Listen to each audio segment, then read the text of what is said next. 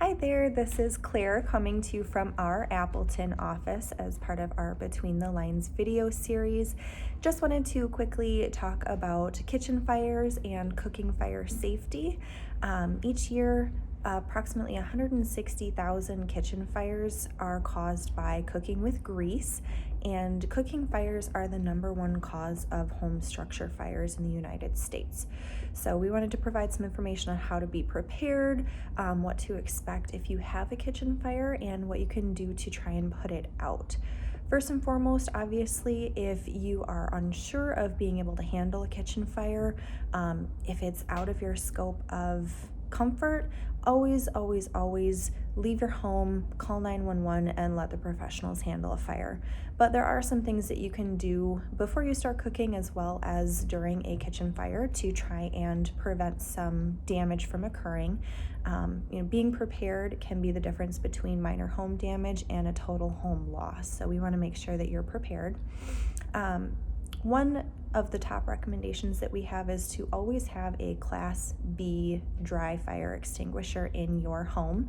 I personally have 3 in our home. We have 1 in our kitchen, 1 in our basement by our fireplace, and 1 in our garage, just to be prepared and safe in the event that we need to use it.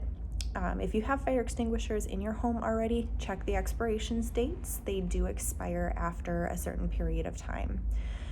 While you are preparing your cooking surface, always make sure that any loose clothing, oven mitts, and utensils are put and kept away from your cooking space, just to make sure that nothing can potentially catch fire while you are cooking.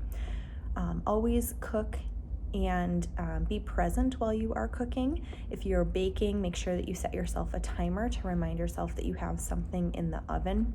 And if you are cooking with grease or oil, there's a few things that you can do to make sure that you are cooking safely with the grease and oil.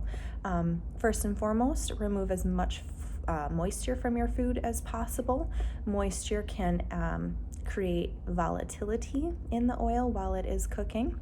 Heat your oil slowly and avoid overheating your oil. Also, one thing that I never knew is make sure that you don't put frozen foods in your oil while you are cooking. Always make sure that your food is fully thawed before you start placing it in the grease and the oil. If you do have a grease fire occur, the first instinct might be to put water on it. And in a few minutes, you're going to see why you should not put water on a grease or oil fire. Instead, there are some things that you can do to try and put out the fire yourself. But again, if you're unsure or not feeling safe about the situation, make sure you call 911. So first thing that you can try to do is to put a metal cooking lid or cookie sheet over the fire and turn off the heat. For small fires, you can use baking soda or salt to try and extinguish the fire. If that doesn't work, you can always resort to the dry chemical fire extinguisher. Never put things like flour or baking soda on fires, as those don't have the same chemical makeup needed to extinguish a fire.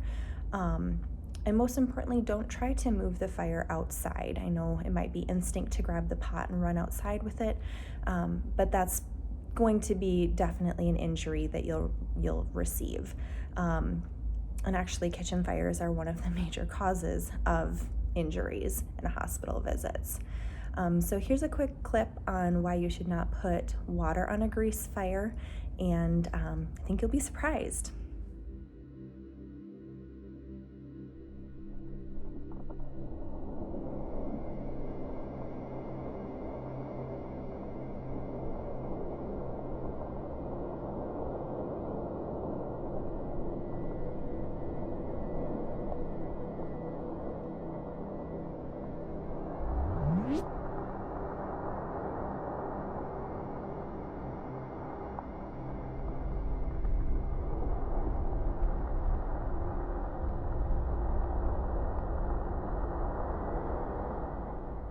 All right, so after watching that, we just want to remind you, if you ever feel unsafe, call 911 and leave your home to let the professionals handle the fire.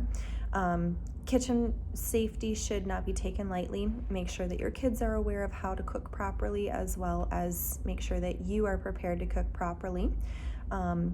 Having the right instincts and being prepared can be the major difference between a small home loss and a total home loss. So if you have any questions, certainly let us know. Be sure to like us on Facebook, Instagram, and LinkedIn, and we'll definitely share some more tips with you in the future. Thanks.